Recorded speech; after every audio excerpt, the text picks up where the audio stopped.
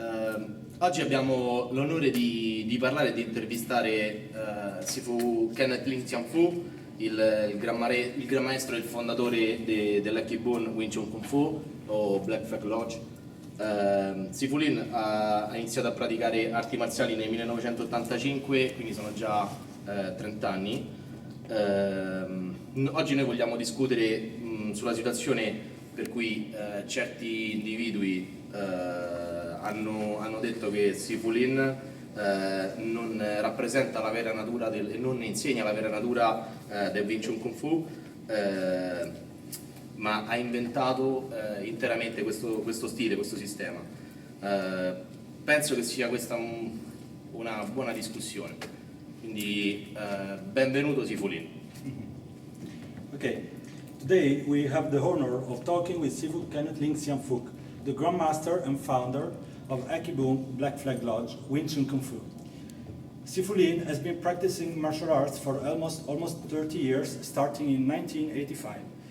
Today we wanted to discuss a situation in which certain individuals have made claims that Sifu Lin is not presenting the true nature of Wing Chun Kung Fu, but rather has made up an entire style.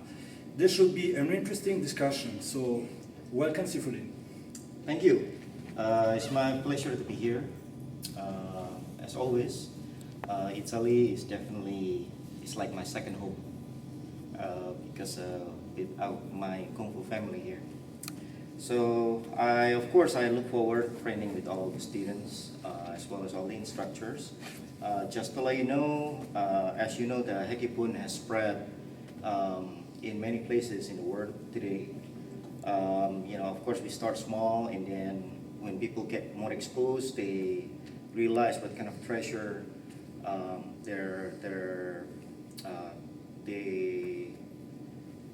after they experience it.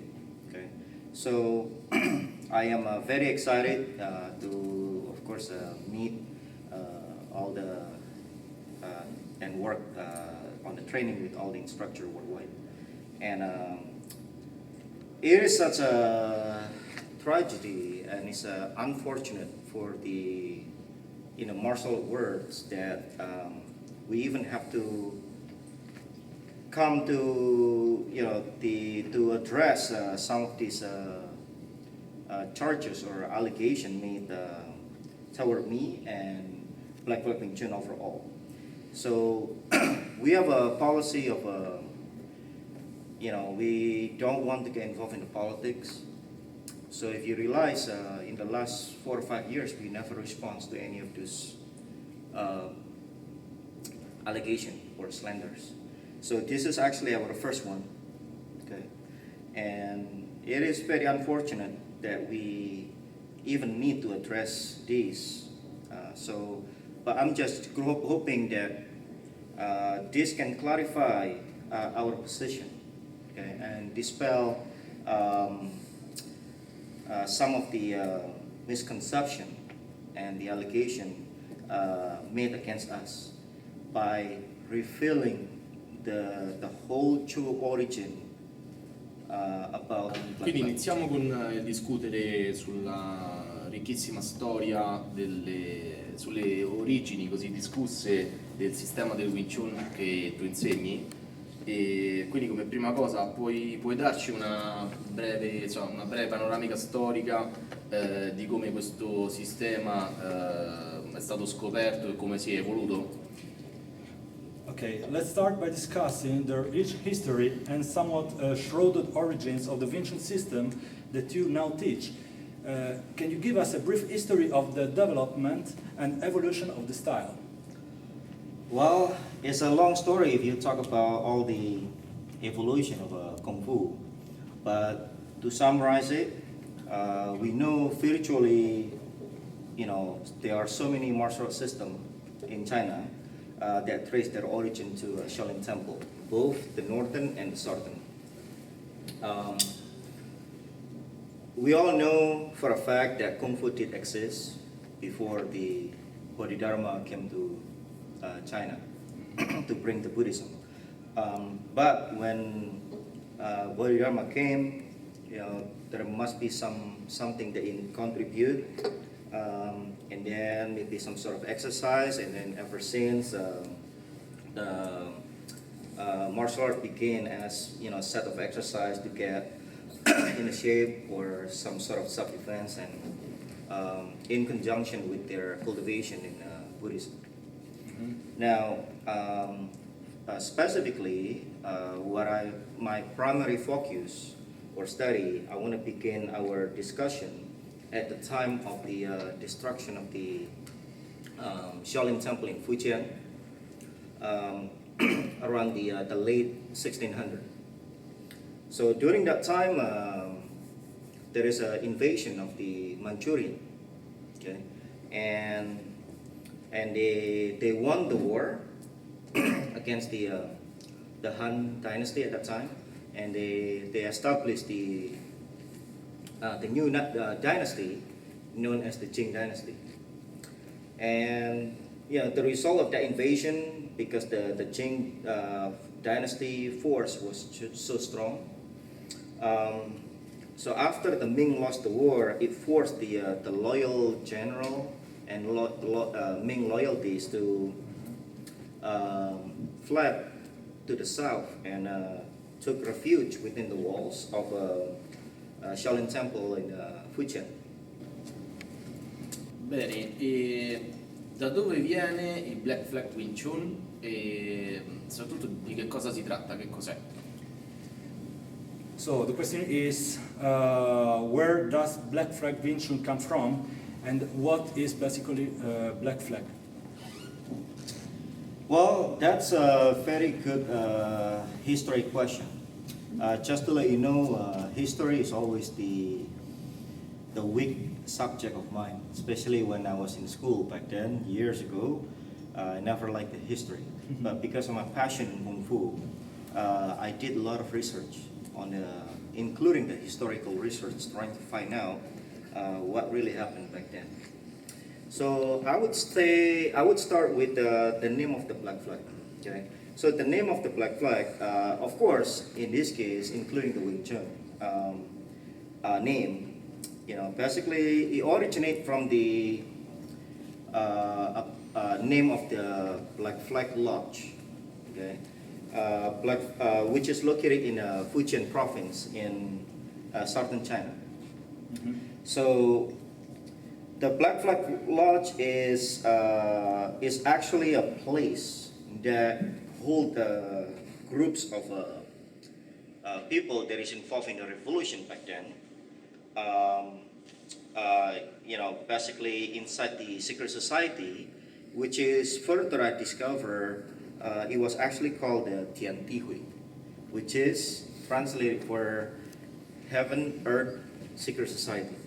Okay. And the purpose of the Tian Ti Hui back then is to offer through the Qing and restore the Ming, okay, dynasty.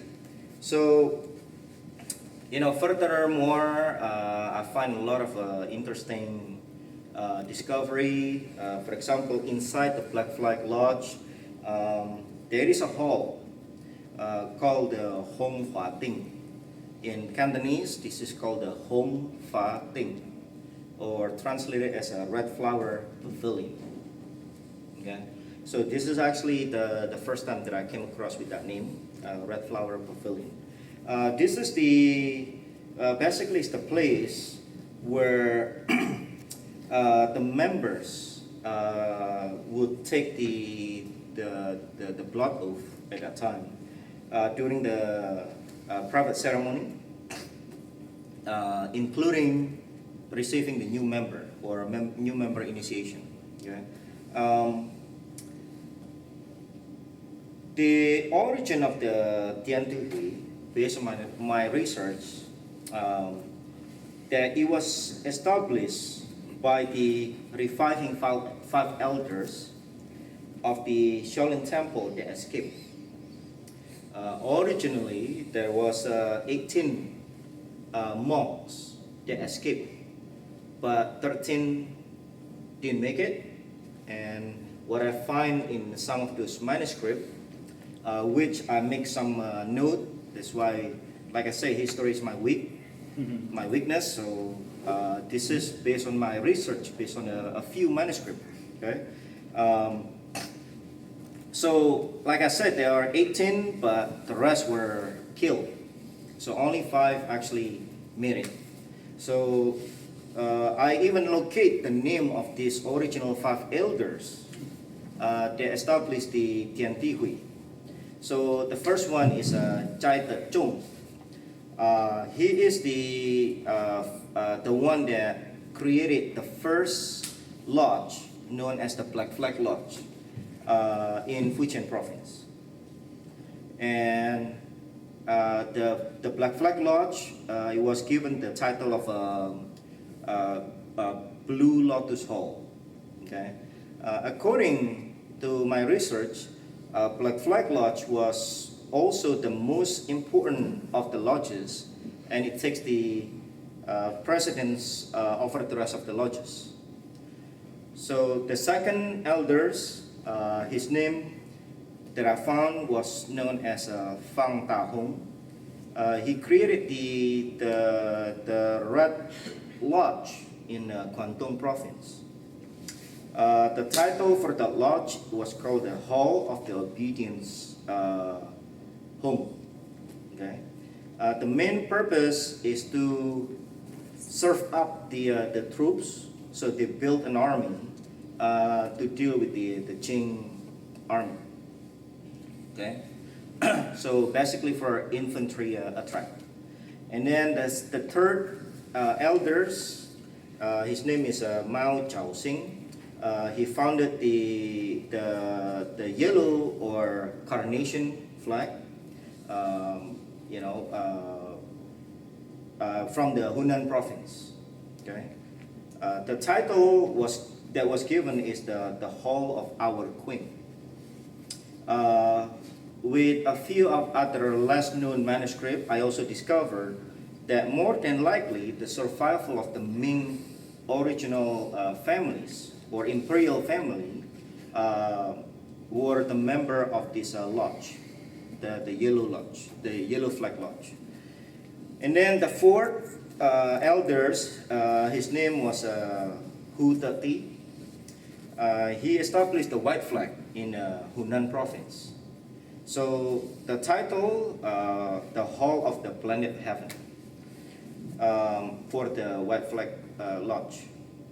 So, and I also researched that I found some documentary that it was the White Flag function was involved more on the administrative function, including when there is a new members. And that kind of thing. And then the fifth and the last elders, his name is Li Sikai, established the blue or blue azure or green flag, okay, in Zhejiang province. So the title was called the Hall of Extensive Conversion. They were actually responsible for growing the organization to recruit new members all over the China. So these 5 survivor elders that came from the Shaolin Temple in Fujian, and this is why the Black Flag Lodge was the first lodge, because it was the closest to the Shaolin Temple in Fujian. To be exactly in Putian City. Okay, so that's why they built the first lodge, which is the Black Flag Lodge. Now, as it's confirmed that the Shaolin Temple was burned down by the Qing, we're talking about the one in Fujian, and the temple was used in a refuge center for the rebellion. When the Ming general lost the war in the north against the Qing, they fled to the south and take a refuge on the temple.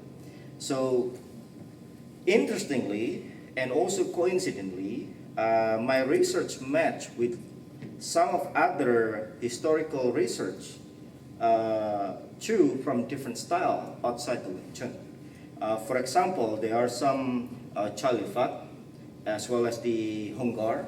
Both are a certain Chinese martial art system.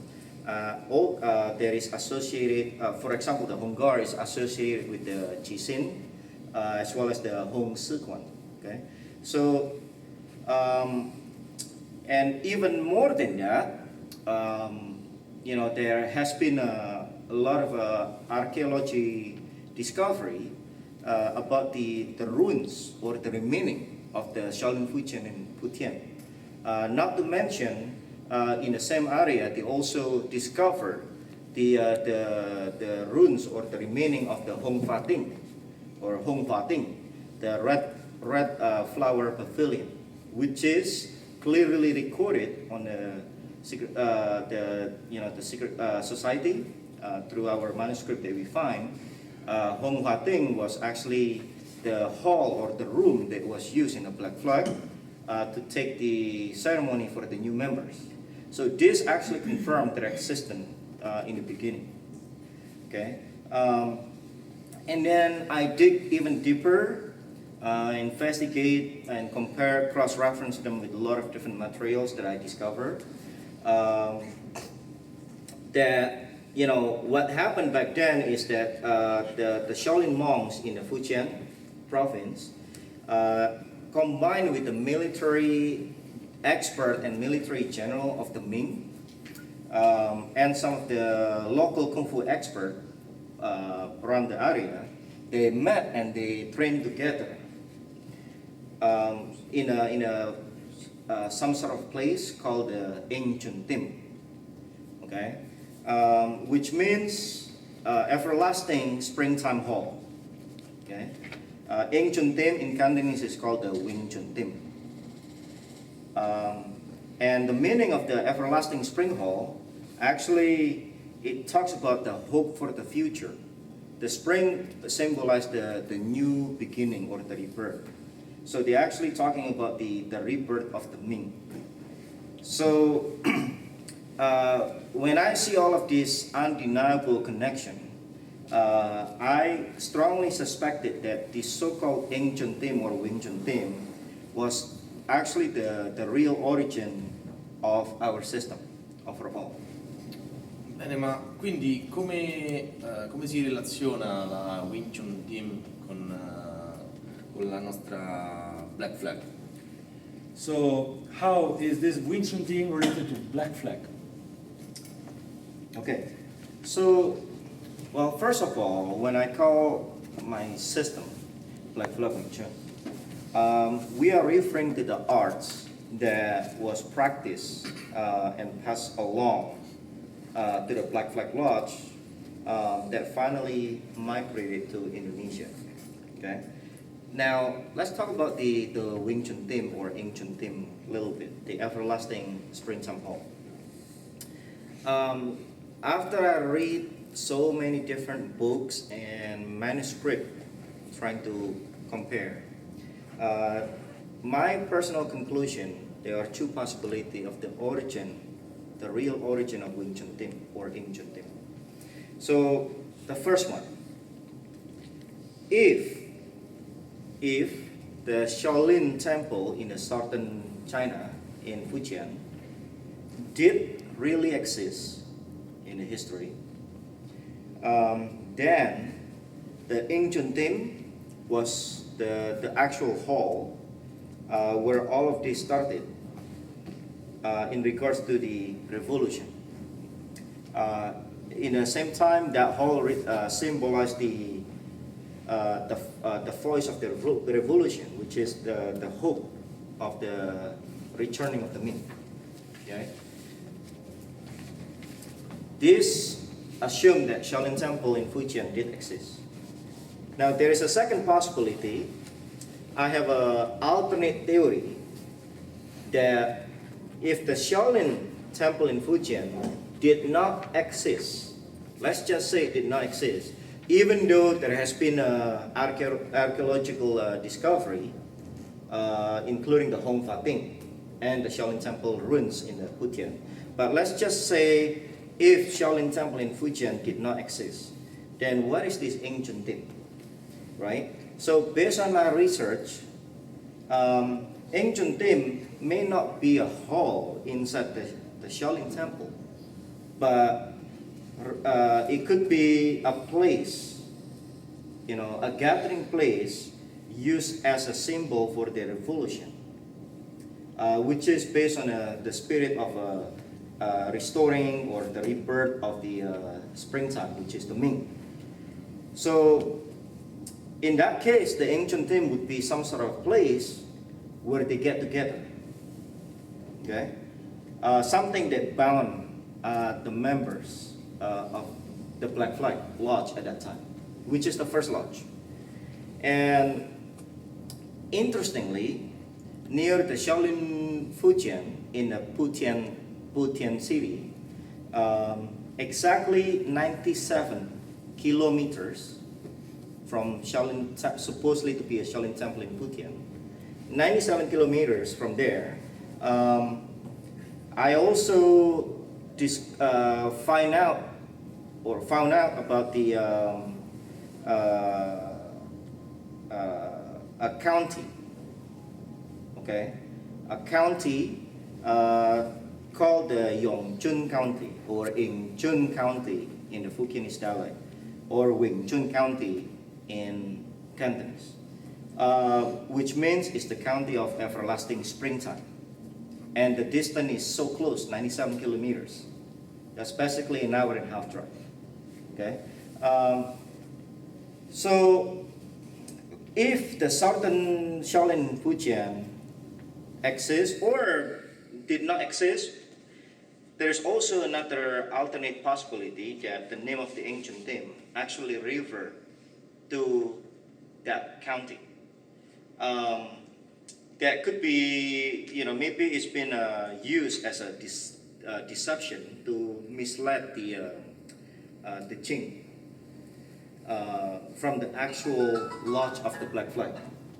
Okay, from the lodge of the Black Flag. So in that case, maybe if Shaolin Temple did not exist, so that means this group created the story of the Shaolin to actually hide their location of the gathering place, which is possibly on the county.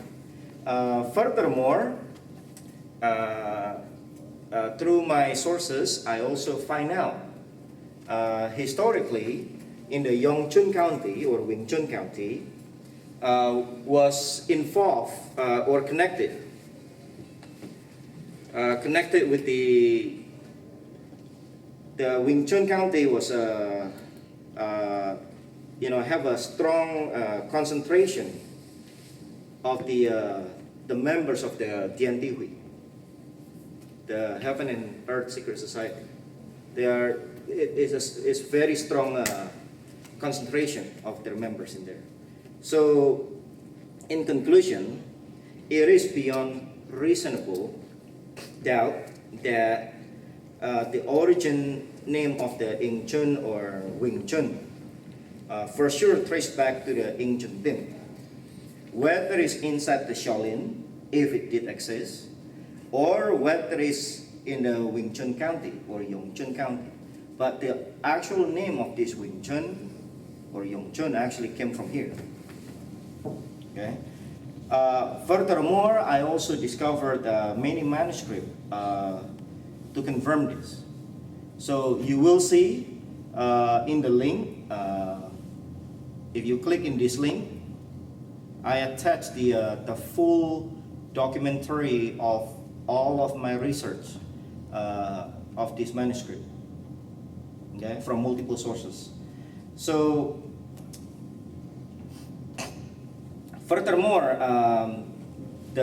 my historical research about the ancient Tim and the origin name of the Wing Chun, also match when I compare to the oral history passed by my main Sifu, Grandmaster Te Kang Hai, who made it clear, very clear to all of us that the art of the Black Flag Lodge, or that came from the Jia Fun Chao, in the past by Kwe King Yang was referred as the Hokkien Wing Chun Kok Suk Ka. What it means is the Fujian or Fujian Wing Chun Kung Fu family. Okay, so this oral history and my historical research actually match about this name. And I also, cross-check this with the rest of the elders. I'm talking about other students of Kwe King Yang. They all did confirm about, Wing Chun for sure is something that Kwe King Yang also I call my style Black Flag Wing Chun in relation to the Wing Chun theme and how it got passed down to the Black Flag Lodge, which may or may not has a direct link to the Red Boot Opera Wing Chun, which is mostly or the origin of most of the mainstream Wing Chun creed. Però ci sono delle persone che hanno espresso un'opinione differente, per cui dalla contea del Wing Chun deriverebbe soltanto l'arte marziale della gru bianca. There are people that have the differing opinion that the art from Wing Chun County is actually white crane. Yes, I did investigate about this fact too, and including making several trips to go there as well to really take a look at and have a direct experience what is the white crane version from the Yongchun County. My conclusion was I know for a fact that the white crane system, the Fujian white crane system, known as the Yongchun Pai He, okay, or Ing Chun Pa Ho, had a wide, strong influence in the Wing Chun County or Yongchun County. But for sure, we are not referring our Wing Chun to the white crane, okay? And we are referring our Wing Chun as coming from the Wing Chun team that may be in the Shaolin, in Fujian, or maybe in the Yongchun County. But when we talk about the Wing Chun team, we're talking about the revolution, the rebellion of the TNTV, of the Black Flag Lodge, okay? So this is my opinion. For example, within our family, our Kung Fu family, the late Grandmaster Kwe King Yang, he had 9 teachers. He studied from 9 different teachers, okay? Where Chia Funja was the last teacher from the Black Flag. And I tried to locate all the styles that he actually learned, and what I find out, some of the style, first of all, is the white crane. In Fujianese, it's called the Pei Ho Kun. The Mandarin is called the Pai He Chuan. Now, the second style that he also learned is called the Grand Ancestor Boxing, known as Tai Chou Kun, or in Mandarin is Tai Chu Chia. And then another style that he also learned is the 5 Ancestor Boxing, which is Mo Chou Kun in Fujianese. Mandarin is the Wu Chu Qian. And then another style that he also learned is a Black Tiger Boxing. In Fujianese, this is called the Hek Fu Kun. In Mandarin, this is called the Hei Hu Qian. Another style that he also learned is called the Monkey Boxing, which is called the Kao Kun. Okay? And then also Lo Han Boxing, or in Fujianese is Lo Han Kun. Mandarin, that would be the Lo Han Qian. And then the last 2 styles that Kwe King Yang learned is Bodhidharma Boxing, which is referred as Tak Chun Kun in Fujianese. or Ta Chun Chien in Mandarin. And of course, Eng Chun Kun or Wing Chun Kun in Cantonese, which is coming from our Black Flag. Now, if White Crane and Wing Chun was the same thing in our style, then it does not make sense because it is referenced as a two separate styles by Hek Ki Boen. Okay. Additionally, I also find out a couple of other Wing Chun that came to Indonesia before our Black Flag Wing Chun. For example, there are two extremely famous master known as Lao Ching Ti from the period of the 1800s. Okay, that came to Indonesia. Now, in the arts that he taught, he taught a separate multiple style. For example, Tak Chun, Tai Cho, Pai Ho, White Crane, as well as Eng Chun. Okay? Even though his Eng Chun is not the same as us, but it's a similar case. It was referenced as a separate style, as a separate names. And also there's another famous master too that brought Eng Chun to Indonesia before our Black Flag. For example, Beh Kang Pin also refer his art as a Eng Chun, not White Crane, not Pai Hu. Okay, so based on this spec, that he also called White Crane and Eng Chun as a separately. I'm not talking about just within our family, even outside our family that also practice the Eng Chun. They still call it a separate name, and they just happen to also teach the White Crane too. But it's a separate style. It's being taught as a two separate style. Okay, so my conclusion is very clear that there was really an Eng Chun style on its own. Okay, so therefore, based on my research, we refer our art of our Wing Chun actually relate to the Eng Chun theme, which is related to the term the art from the Eng Chun theme in regards to the revolution back then. Not to be confused with the other style of Wing Chun that came from the Redwood Opera line that become the mainstream art popularized by the Yip Man. Ci puoi dire qualcosa su come, come hai preso interesse per le arti marziali e quando hai iniziato a studiarle, a praticarle? Supam, can you tell us a bit about how you got interested and involved in the martial arts when you started studying? Okay, it feels like yesterday. Time flew by. Began my journey in 1985, and I was 10 years old at that time. So I was introduced to my first Sifu, Grandmaster Te Kang Hai,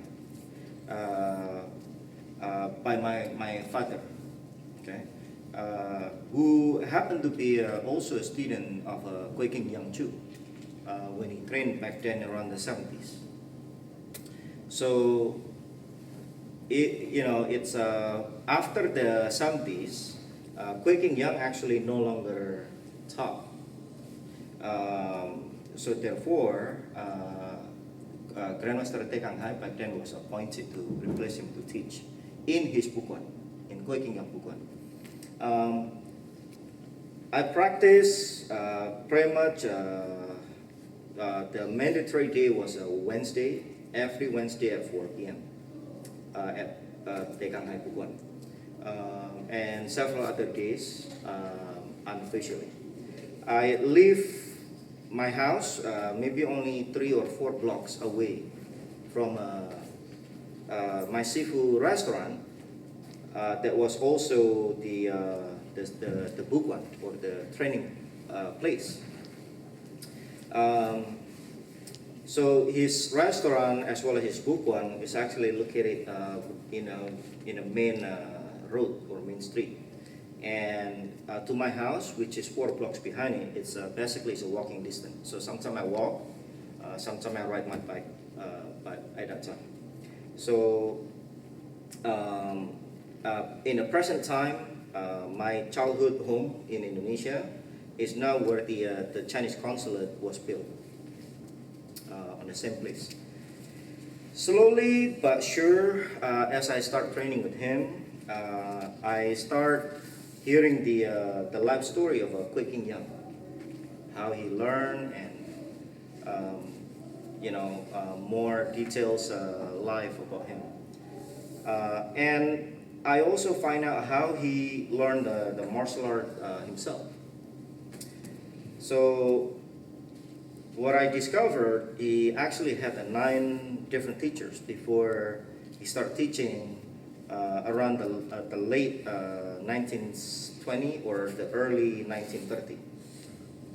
I find out that Chia Fun Chao, the first time I hear is from when I hear that he was the last chief instructor of the Black Flag Lodge, the last chief instructor of Black Flag Lodge, that and prior to meet Chia Fun Chao, Grandmaster Kwek King Young learned previously from 8 different masters. Okay, so some of the styles that he learned include Taicho, Grand Ancestor, Ngu Cho, 5 Ancestor, Pai He, White Crane, Tachun, Bodhidharma Fist, Lo Han Jian, Shaolin Fist, Hak Fu is Black Tiger, and of course Wing Chun, which is coming from our Black Flag. Okay.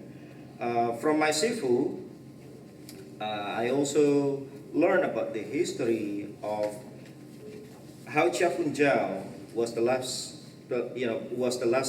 chief instructor of the Black Flag Lodge. He left China back then and left the secret society due to the political conflicts among the secret society that split between the 3 ideologies, between the Qing, British, and the Ming mission. So he left for Indonesia to look for his cousin in a city called Malang, who had established a successful business. Okay. At first, Chia Fun Chao could not find him, so he went to a restaurant and learned that someone that worked in that restaurant had murdered or killed his cousin. But of course, he did not know before he came there, so he did not come in for revenge. But the restaurant people, they don't know, so they thought that he came in for revenge because he looked for his cousin. So a bit later, he got cornered and attacked by either 8 or 80 people, because there are 2 sources that saying otherwise, armed with the axe and attacking him.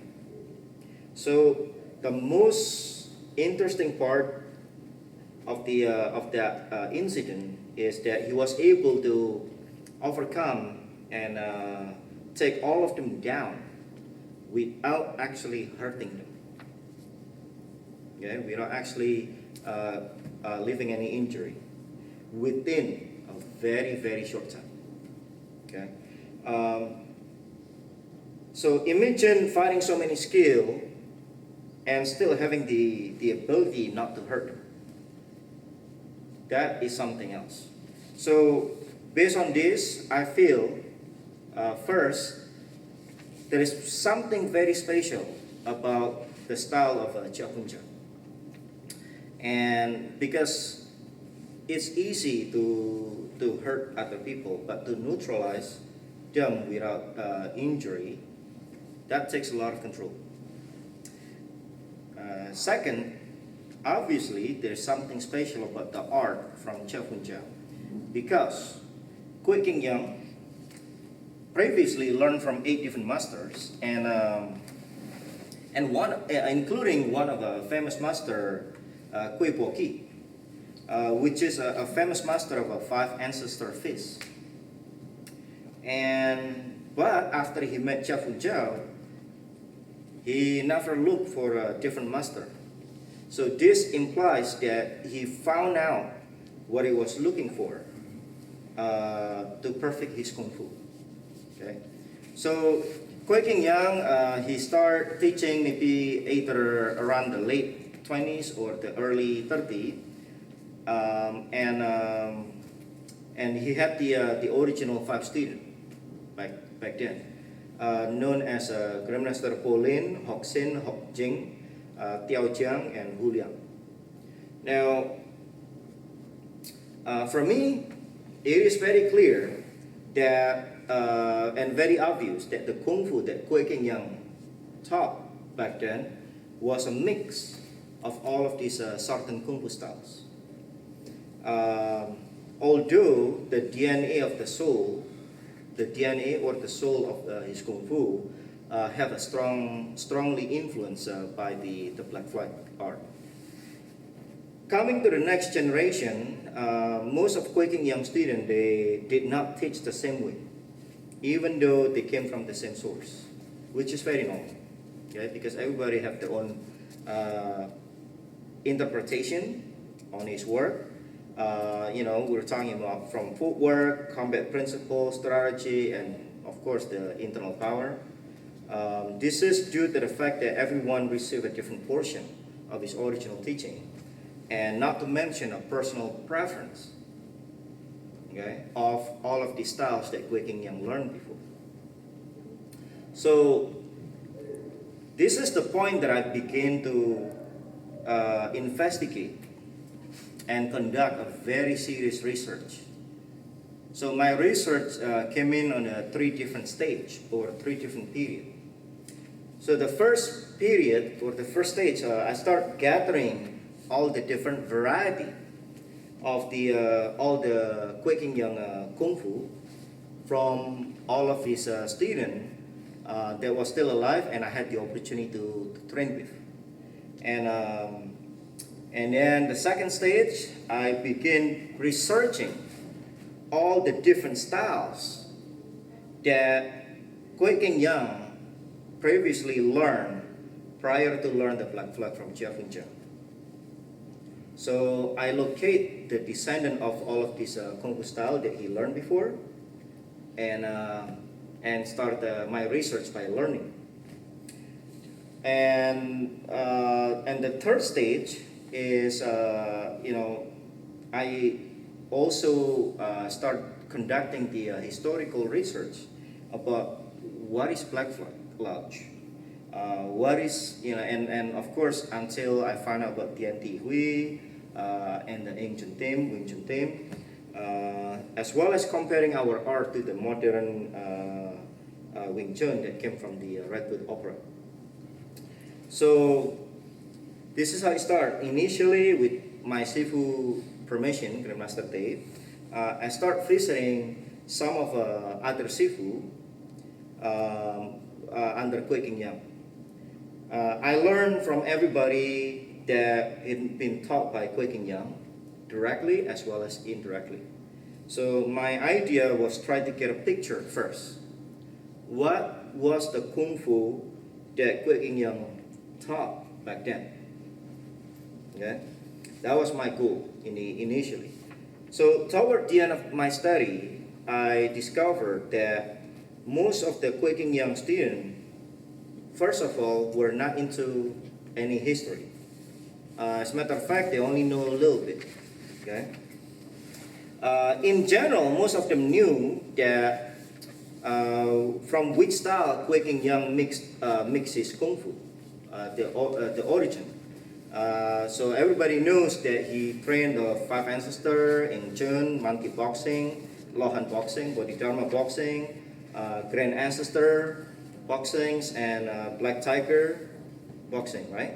So the only problem that I experienced back then was most of Quick Young students did not know what part is what. They just learned from his Sifu and taught it as what they learned. They all learn a portion of this mixed Kung Fu, okay? Because everybody have different pieces. So, in fact, not only they were uninterested on the history, because they more focused on the training and developing the skill and the functionality. But sadly speaking, most of them did not even know most of the original name of many techniques or the movement that we use. So some Sifu maybe only know the name, and some Sifu don't.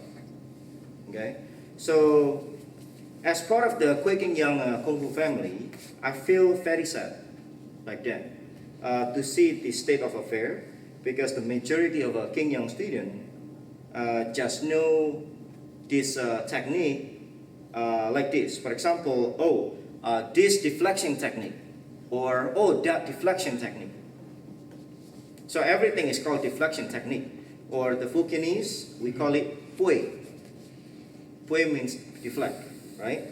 The problem is, as we all know, there are many different types of deflection technique, right? So they have no complete vocabulary for most of the pieces. Speaking of the history, it's too far. Even the name of the movement is all translated to Indonesian. Yeah, not even as the original meaning, but it's just deflection this, deflection that, and deflection like this or like that. Okay, so you know, of course, we cannot call everything deflection. We cannot call everything pui. You know, they all have an individual name.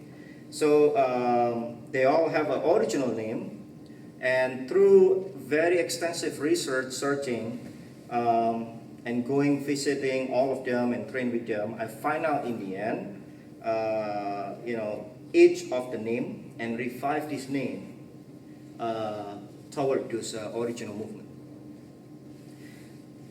In the same time, I also discovered, you know, basically 10 years before I was born, there was in 1965, there's a lot of pressure from the Chinese, toward the Chinese community in Indonesia, because of the ex-president Suharto at that time, waged a war of propaganda against the communists to get his president position. So, based on the presidential instruction number 14 in 1964, the exact law was called the Impress 1419. It stated like this: any Chinese literature, culture, language, or character were banned. Period. Okay? So consequently, many of my generation,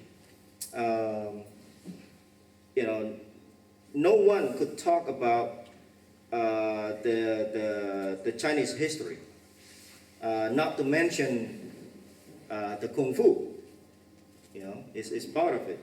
So this contribute to why that generation did not maintain and pass down the history. Okay, so after I hit the brick wall, I cannot figure out which part is from what style, which one is the Wing Chun. Okay, I had a very strong interest on the Wing Chun part of the Jia Feng Jiao, but I just don't know which one is what. So again, with my Sifu formation, I started to visit other masters from outside our Kung Fu family. I'm talking about not the Quaking Young family, okay? So my main focus was all the styles that late Grandmaster Quaking Young ever learned, okay?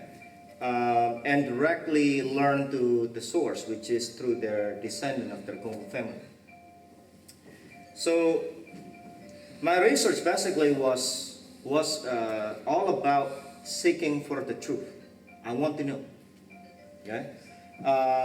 And what I did, my definition of research is not just coming and asking and then recording some of the video of the Kung Fu move. Okay, that's not research. You don't understand anything just recording the video or have the person to tell the history. You really have to dig much deeper than that. So I personally visited all the masters from all these styles and trained, for quite some time, at least 6 months. Some of them is even 2 years. Okay? By becoming their indoor disciple, because I want to understand what the art is all about. So some of the specific styles that I personally learned, part of my research, was Grand Ancestor Fist, Tai Cho Kun. Okay, I also learned the 5 Ancestor Fist from the Kue Po Ki line with their descendant. I also learned Tak Chun, Bodhidharma Fist. I learned Monkey Boxing, Kao Kun. I also learned the Lohan Fist. Okay, I learned White Crane Chu, White Crane Boxing. This is why I know it's totally different engine with our Wing Chun. Okay, Black Tiger is another style that I learned, and so this period I learned all of this style outside our Quaking Young family. Okay, so I want to know the originality of these arts, and of course I had the opportunity to look at some of the other Fukinese Wing Chun that came to Indonesia before our Wing Chun to make a comparative comparison and study. Okay, for example, the Lao Jing Ti line / the Bekang Pin line. Also, I investigate a rare style called the Sartan Tai Chi. They call their art Tai Ket Kun, okay, which is Tai Chi Chen, but the Sartan version, the South version, under Grandmaster, under the line of the Grandmaster Li Qingyang, the one that bring it to Indonesia. The reason I visited his students is because he was a close friend of Quaking Young. I just want to double check, make sure that's not part of the influence too. Okay? So I visit that. Last but not the least, I also checked some of the Cantonese version of the Wing Chun from the Redwood Opera line. Okay? Particularly, for example, including the Malaysian Chow Gar Wing Chun. Okay? I went to Malaysia to actually find out more about this, as well as another Wing Chun known as the Phi Co Ke Wing Chun. Okay, Phi Co Ke Wing Chun. I did learn that too. As I studied all of this style, of course, I always came in with the empty cup because I really want to know the essence of this art, even though my main style that I really believe is the Black Flag. Okay, but I put it on the side. I come in with the empty cup. My goal is simple. I just want to know and to learn the style, to understand the essence, so that in the end I would be able to differentiate the Black Flag art from Jiao Feng Jiao with all of these arts. Okay, and so again, the main mission that I had is to discover what part was the Wing Chun, what part is not. Okay, so my mission at that time, like I said, is to research into 3 stages.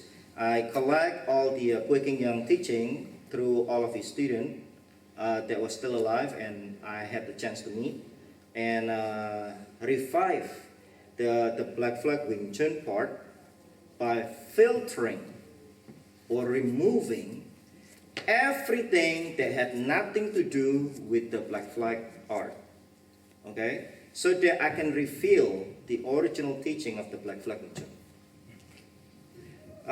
Once I collected all these pieces, okay, I determine or I find out that no one really under King Young had been given all the pieces, even just for the Black Flag part. So this Black Flag art that was mixed with other style was actually scattered in pieces through all of King Young students. Nobody have the complete pieces. So what I did is I assembled all of them together, filter what's not Black Flag, remove them, and assemble them into a complete system known today as what I teach as a Black Flag Wing Chun. Okay? So one of the reasons that I was so motivated to learn the Black Flag Wing Chun art is because it's the efficiency. It's all about the combat efficiency. We're talking about the efficiency of time, space, energy. Okay, so so this is in the end I call the concept of a maximum efficiency. So I feel the way for example, like I feel the way that we generate our power. Okay, is completely internal, where other style may rely on the structure as the source of power or even muscle. So I find this aspect to be very unique for our Black Flag or our Wing Chun art. So with that being said, after I collected all the teaching and filtered by removing what's not Black Flag, in the end I revived this art into one complete system.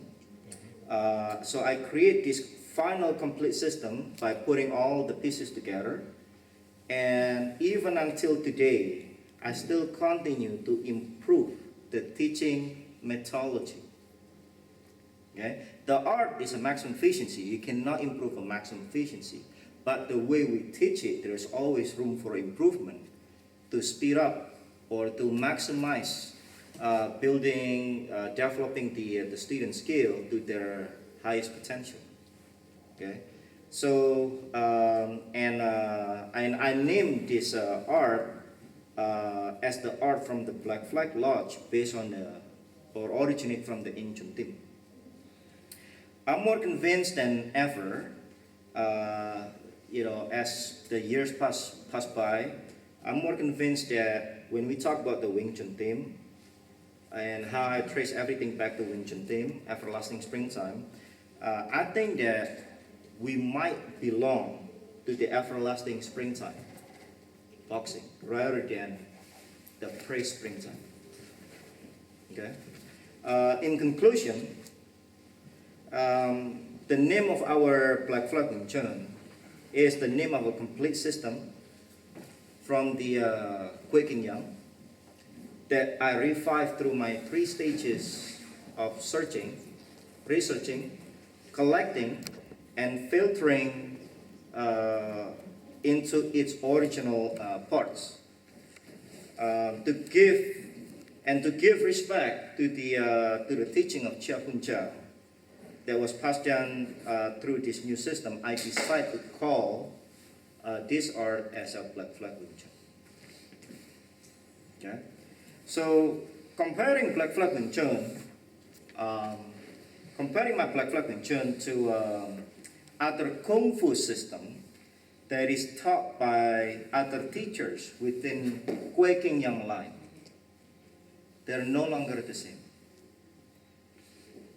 Number one, we have the complete teaching of all the Black Flag part that is scattered and I collected.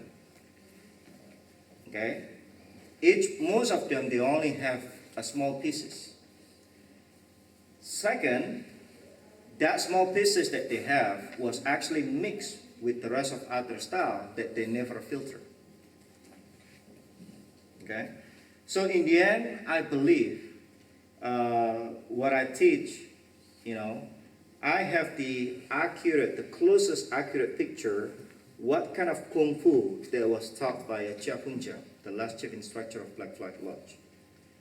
Furthermore, in 2011, I had the opportunity to present my idea and go over the details of my complete pieces of the Black Flag Wing Chun, the teaching of Chia Punja, to the elders of the Quaking Young family, okay? Which is basically the direct student of Quaking Young. So after I present this and go into very detail, they are extremely, completely happy with what I'm doing, and I receive a complete, full support in my end. So this result the official Hek Ki Boen Wing Chun or the Black Flag Wing Chun that we know today. Ma quali sono le obiezioni che le persone muovono alle tue ricerche e alle tue conclusioni? What are some of the objections that people have to your research and conclusions? Okay, so they think that Quaking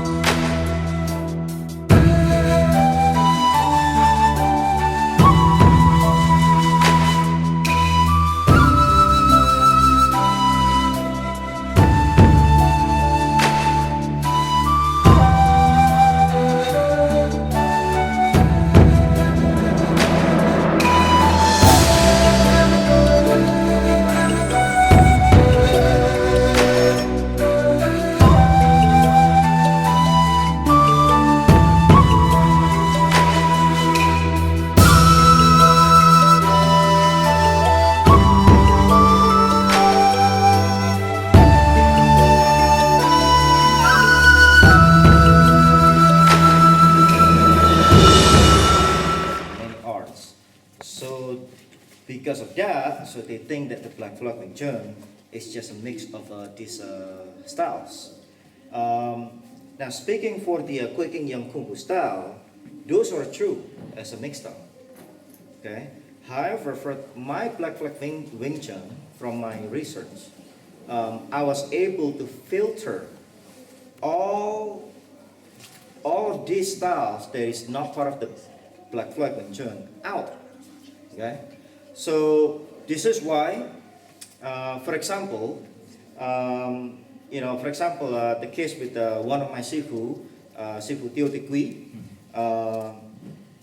he mentioned to all of his students that what he was learning and what he teach, what he was learning from Quaking Young, and what he teach. For example, the forms, for example, is Song Sui, okay, double banner hand, Baka, and then Jisip Kun, and as well as Tai Kun.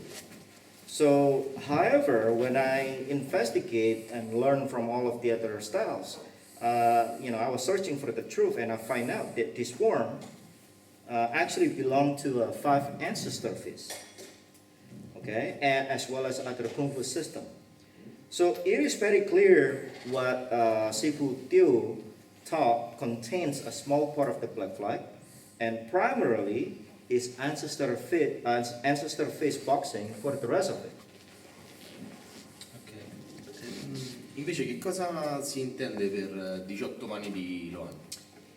What is the 18 Lohan Han? Okay, within the Black Flag system from Japunja, we know the 18 Lohan partially is the Sanskrit version, okay, of some of the training methodology. So basically what it is a separate hands, okay, that we have in our system. And in my research, I discovered all the 18 pieces. There are 18 Lohan hands. So again, none of the Kwekeng Yang Sifu have all the 18. I have to collect them and put it together. Not all the instructor taught or had every pieces. And then, so furthermore, on my further discovery, it's actually very similar, very looks similar to other style of Wing Chun. For example, if you look at the Leung Chun system on the Gulu village, toward the end they also use the Sanskrit version, a separate hands. The only difference is they have a total of 22 Sanskrit move or separate hands movement. So again, 18 Lohan hand is not a style. It's just a separate hands training, and only makes the small part of the entire Black Flag system. Okay, so please do not get this fact confused with another person who also taught Kwekeng Yang, maybe because of his personal preference on the Shaolin Lohan boxing.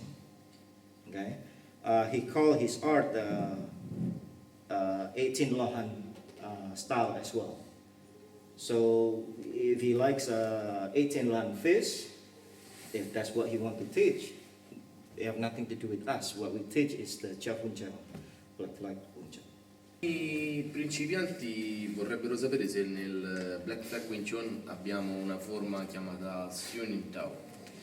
So the question is, does Black Flag Wing Chun have a form called Siuni Tao? Okay, so in fact, no, we do not have Shunim Tao. Shunim Tao is not part of the Black Flag Wing Chun. Yeah, it was never taught by Chopin Chun.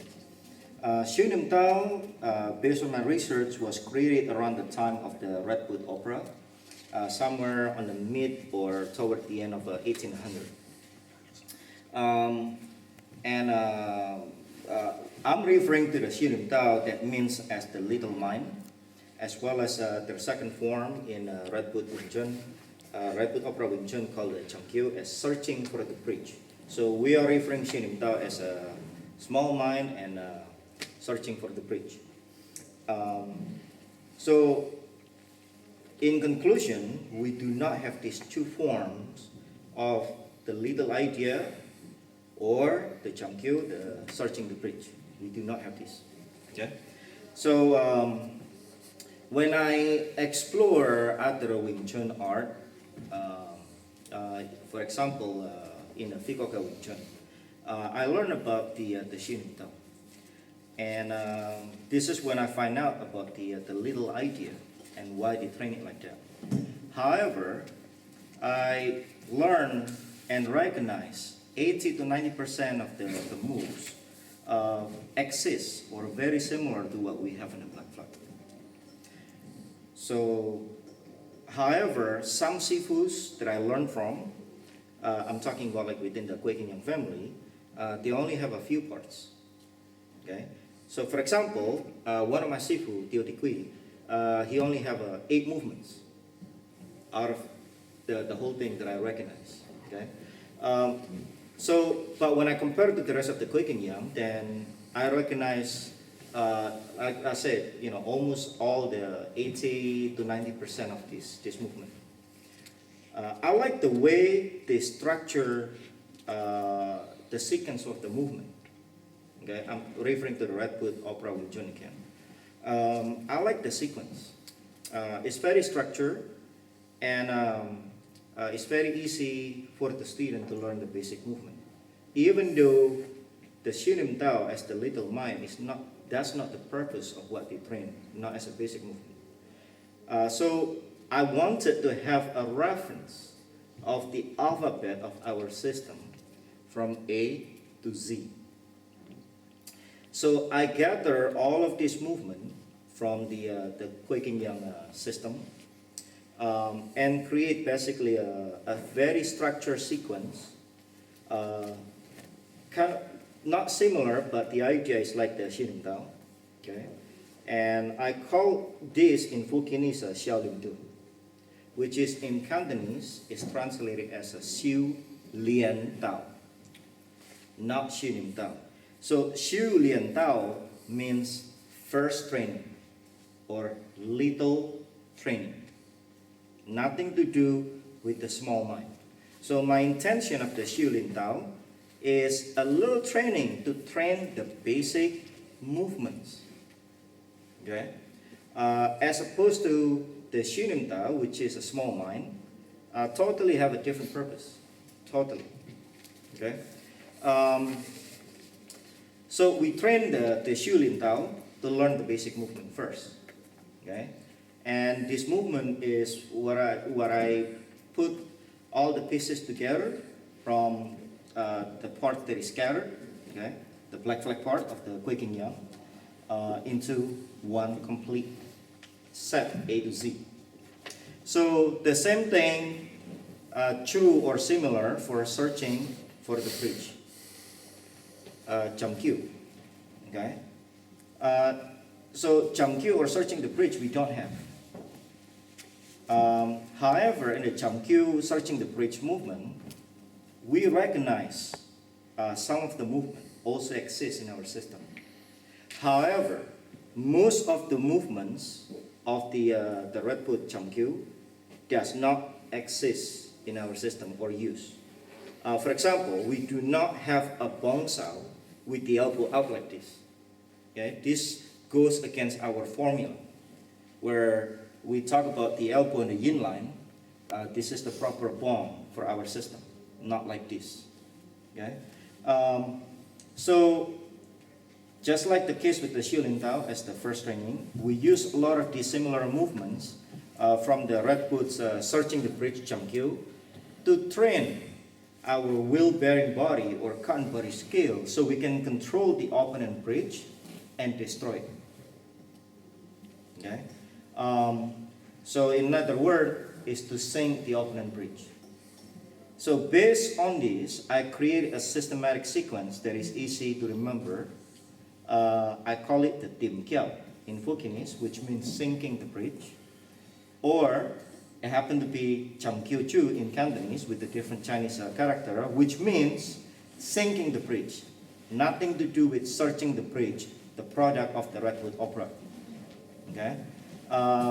We never try, in our system, we never search for the bridge.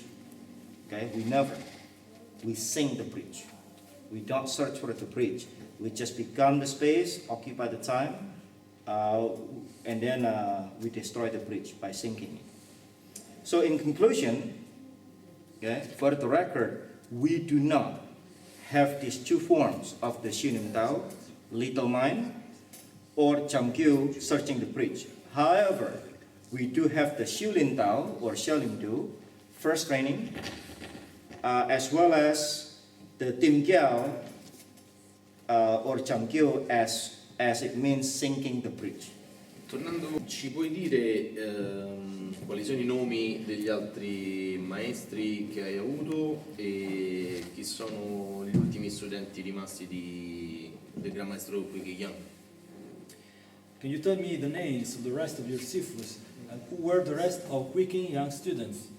Okay, so in the past, as many people know, that I've mentioned their name to many number of people.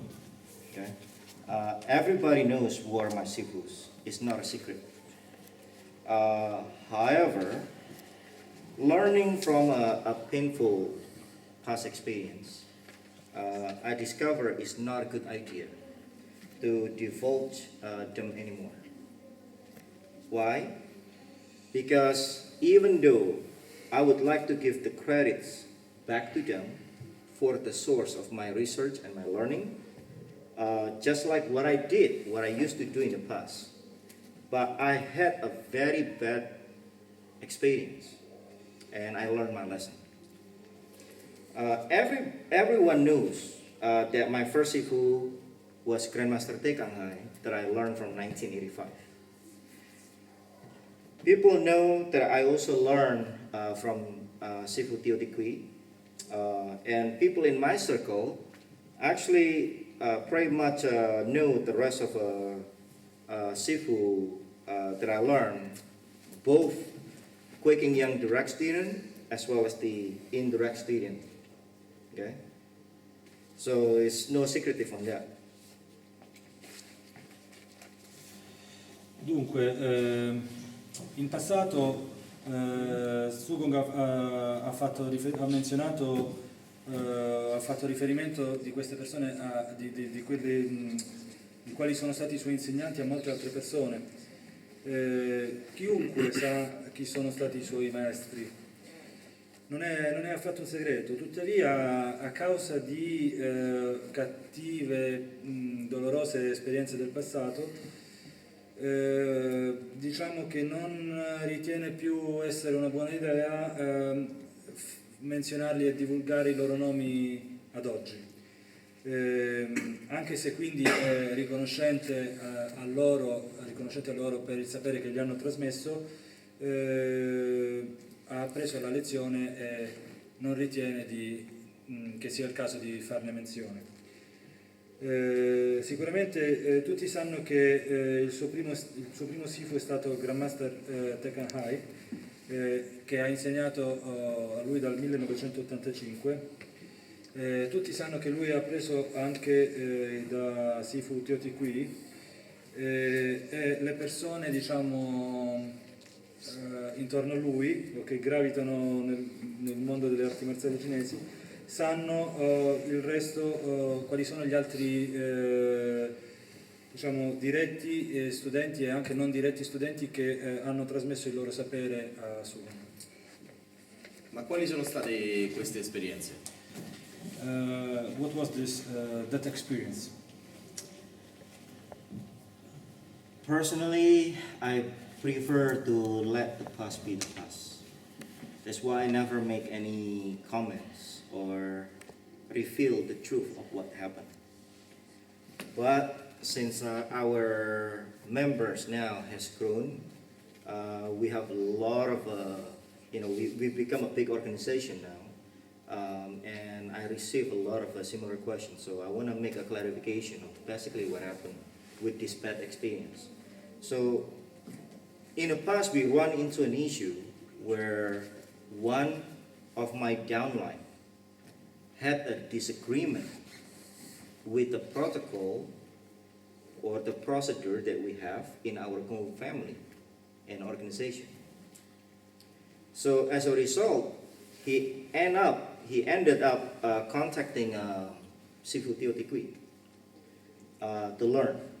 Okay, Sifu Tio is one of my Sifu, and basically he jumped generation and went directly to him. I don't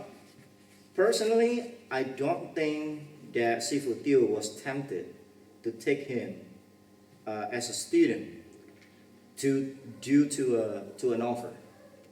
I don't think that was the reason. I have a feeling that Sifu Tio accepted him because of compassion and saw this student has a passion to learn the art. Okay? And however, this incident has caused problem within our internal organization. Not to mention our backbone Kung Fu family among the elders in Indonesia has stirred up a lot of problem caused by this. Okay, where they feel what happened was very unethical. So I do not want a similar issue to arise again. So therefore, going forward, okay, I refuse to reveal the rest of the quaking young student that I learned from. For a fact, okay, let it be known, for a fact, I learned more than 10 direct students of a quaking young, and most of them are still alive today. Okay. My intention is very simple. For me, my Sifu is not just a master for me. Okay, it's like it's not like, it's actually a Kung Fu father to me, a part of my family. I want to protect the rest of my Sifu. I'm referring to the quaking young student. I want to protect them so that this kind of incident does not happen again. I do not wish the public to think that one of my Sifu can be bought with some offer. On the other hand, I don't want my Sifu to be labeled as someone that created a disharmony in someone else's organization where they think they can just jump generation. This would create a huge insecurity for anybody who come in contact with that Sifu, because they will worry, oh, that means my student will be stolen to with that Sifu. I don't want the rest of my Sifu to be labeled like this, which is not true. Ma che cosa intendi per saltare una generazione? What do you mean by jumping generation? Okay, so jumping generation means you go directly with one generation above your Sifu and do not give your original Sifu credit for the instruction. Sometimes we learn from our Kung Fu father. Sometimes we also learn from our Kung Fu grandfather. Okay? There's nothing wrong with this. For me, I have no problem having my student to also learn from their grandfather, their Kung Fu grandfather. And I have taken some of my students to even learn from our Kung Fu grandfathers in the past, using the proper channel. Like I always do in the past, as well as in the present time. But when they ignore their Sifu and disregard, ditch them, and jump generation, this causes political issue and insecurity in the organization toward the Sifu who accept the jump student. I also don't want my Sifu to be labeled as the one that spread disharmony. Okay? Going forward, if anyone want to learn a complete pieces of the Black Flag Wing Chun from Chia Fun Chao, it would have to be from me. This time, okay?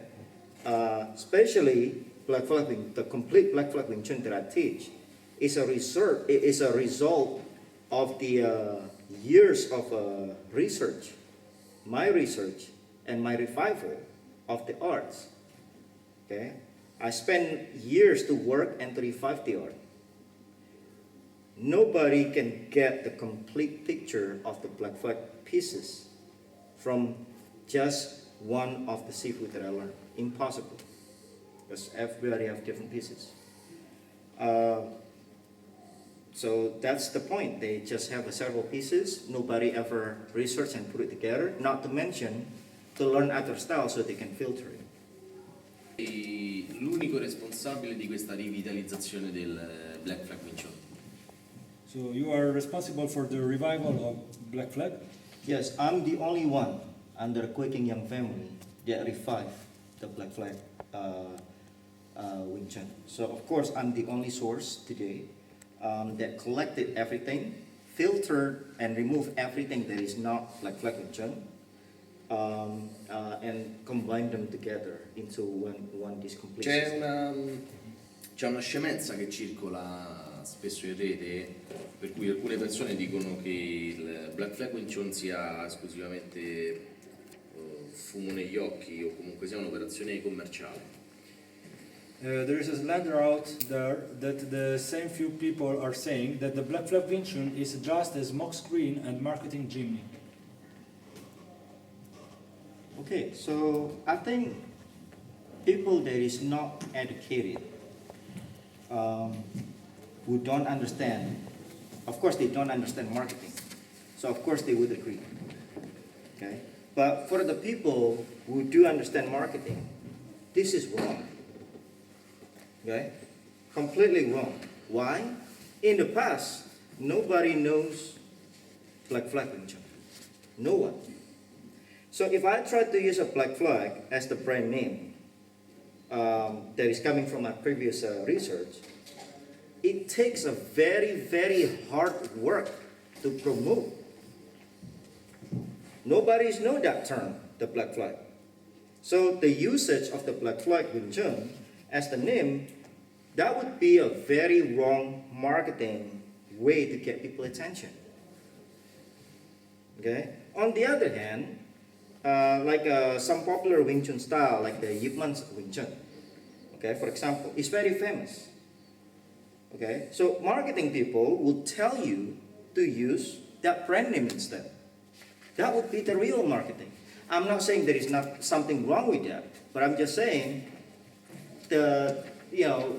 if someone used to use the name of the Yip Man Wing Chun, of course, get more popularity. Everybody knows the brand. Okay. Let me give you an analogy.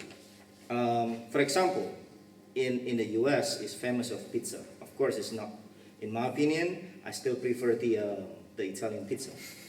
But in the world of the pizza, okay, in the US, for example, Domino's Pizza is the most famous. That brand, Domino's Pizza. So if I choose to start a new brand called Joe Blue Pizza, okay, Joe Blue Pizza, people would not recognize it immediately. And it would be much harder to get the business started until the public discovered how good the pizza is. So in the case with the Black Flag Wing Chun, okay, people that been with me from the beginning of our work, they all witness we built this Black Flag Wing Chun and spread the art from ground zero. Ground zero. Okay? There is no help from the marketing. Nobody knows what that is. And to tell you, here's the fact. The reason that Black Flag Wing Chun is famous today, okay, is because everyone that was exposed to it discovered it was unique, very deep, very good, and blew their mind away. 10 out of 10. That is the reason that people love it, because they experience it directly. Okay? In the modern time, okay, the public has been fully educated in the martial arts through movies and, of course, the internet. I call it Sifu YouTube or YouTube. Okay, so when anybody is selecting a studio or a style or a school, right? Nobody cares about the history. Nobody. This is the public nowadays. They want to learn a specific or a particular style because of what it has to offer, not where it comes from. It doesn't matter if it came from an alien 6,000 years ago or 60,000 years ago, if it's not good, it's not good. Okay? The truth is, there is a huge demand for the Black Flag Wing Chun today. Not because of the history. Nobody come to us because of the history. Every single one, they come to us because of our hard work to expose it to the public. We have a good system. We have a good product, our teaching methodology, and we work very hard to spread the art and preserve it around the world. And this truly what has put us in our position today. Su, c'è stata un'accusa secondo la quale avremmo rubato la nostra formula, o almeno che il Black Flag avrebbe rubato questa formula dai loro libri, loro intesi come le persone che dicono questa cosa. There was an allegations about the formula where someone trying to say Black Flag stole it from the book. Okay, so let me reveal the truth. Our original formula is of the Black Flag Wing Chun is directly coming from what we call the Bing Tiam Khao Quat. Okay, basically Bing is like a bright, Tiam is a pointer, Kao is a mouth, Quat is like a wisdom of the past. So how am I supposed to put it together? The mouth wisdom or oral wisdom bright points is too long. Okay? The word of the formula was not trademarked. There is no trademark of the word of formula. As a matter of fact, there are many formulas today. But if I were to call it formula to actually talk about the Bing Tiam Khao Quat, there's nothing wrong with that. Okay?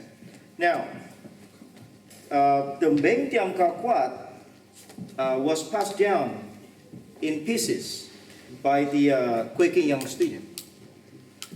So, as I mentioned, through my research, I collected all the pieces together. You know, from the combat perspective, the Khao Quat, all of the details from there. Okay? And I believe that I have the complete picture to understand the in-depth of the Black Flag system that was taught by Chia Hun Cha, including through the Khao Quat. So, let's talk a little bit more technical. Okay? This so-called formula, is actually nothing secretive. Okay? In the Black Flag Wing Chun, we use the formula is just to learn the basic movement so that you don't move or use your hand in the wrong movement or in the wrong place. Okay, I believe every style they also start learning a basic movement too, and they have a guideline, the position of their hand, their feet, and their body. That's it. This doesn't make your Kung Fu to be skilled. Just learning this formula. It's just a theory, right? Everybody that trained the Black Flag Wing Chun, everybody knows their skill is coming from the hard work. Okay? Sometimes we get bruised, sometimes we get blood. Okay? Some, very few, even have a broken bone. That's true. Okay? It's actually the other way. I've been educated, all of my student, grand student, and great grand student to never believe on like a secret formula or secret technique or this or that. It does not exist. It comes from the hard work, period. Okay? Don't believe the story about the formula or superior formula that make one Wing Chun or whatever style is more superior than other. Really. Okay? But it's actually the in-depth of the art itself. And you can only discover this not because of the history marketing or the formula marketing. Okay? When people learn, they experience, they know the truth. Now, let's get down to really technical. When you talk, what is our main formula? Okay, we have a basic 18 formula that I collected through our Kakwat. Okay, the main core is on I subgrouped them into 18. Okay, but one and the most fundamental of our formula is based on the bridging gate theory. Okay, so for example, if there is an attack coming from the inside, like a jab, cross, or anything to do with the inside, we want to bridge them from the outside. If there is an attack coming from the outside gate, we want to bridge them from the inside. So from this Kakwat, or the oral wisdom, then there is a clear definition. There is a so-called inside gate, and there is also the outside gate. So the separation between inside and outside gate, that's what creates the yin line. Okay? This is where the yin line coming from. Now combined with our center line and the end of our outside gate, okay, plus the shoulder is not our gate. We don't intercept a punch that is not even targeting in the body. Okay, so the 5 line is based on this inside and outside gate theory. That's it. Okay. Now, what about the other main formula that we use is what we call the 3 Tantian points. So there is a upper Tantian, we call it the Sang Tantian. There is a mid Tantian, which is what we call the Zhong Tantian. And there is a lower Tantian, what we call the Xia Tantian. This is what we call the 3 reference points. Alright, so let me step back a little bit. When you talk about the inside gate and the outside gate earlier that I talked about, okay, even, people that watch this video coming from especially a certain fist, okay, a certain boxing, is this a secretive inside gate and outside gate? Many of a certain system also talk about inside gate and outside gate, and that's what defines the 5 line.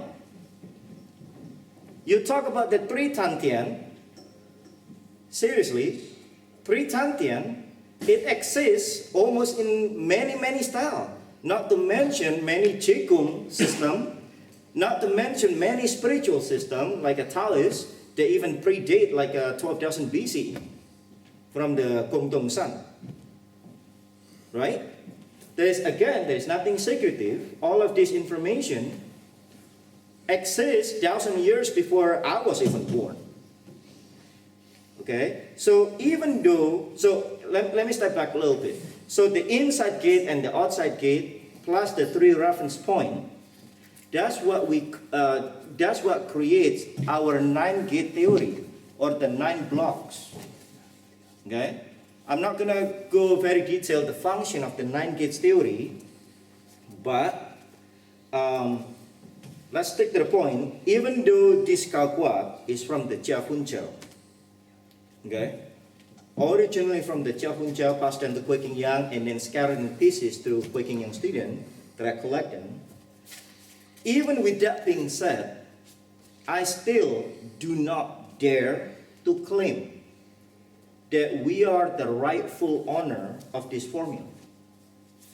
Do you know why? Because there are like I said, there are so many styles that use the inside gate and outside gate. Okay? Not to mention the 3 Tantian has been used in the Taoist meditation 12,000 BCE. Also exists in many Qigong lineages for thousands of years. Okay? I really, on the other hand, personally, I found it very disturbing if you know, if they claim that they invented the formula, okay, whoever this group coming from, if they claim that the formula is from them, about the 3 reference point, the 3 Tantian, the inside gate, outside gate, this is ridiculous. Why? Let me give you an example. Maybe a long time ago in Scotland, you know, in Great Britain today, maybe they don't speak English. Because somebody bring English language in Scotland, it doesn't make, you know, let's say someone bring the English language in Scotland, it doesn't give the right to the grandson of that person to claim, my grandpa invented English language. This knowledge is very old, much, much older. Okay? It's very wrong to make that kind of claim. Very wrong. We do not even claim that we create this formula. It's not from us. It's coming from our past ancestor. Okay? So, furthermore, I just find it a little bit pity that this person that made this kind of statement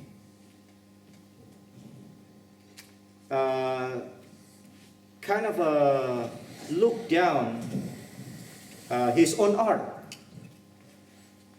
It's basically, you know, if the public don't understand the whole situation, they might create some sort of a impression that he looked down on his own art. Okay? Why is that? Because he created an impression that directly or indirectly that their art has no depth beyond the formula.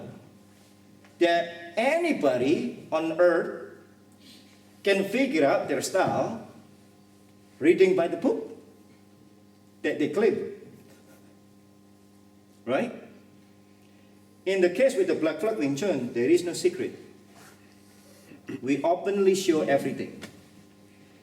It takes a long dedication of hard training to master our art. Not because of some sort of a secret techniques or formula.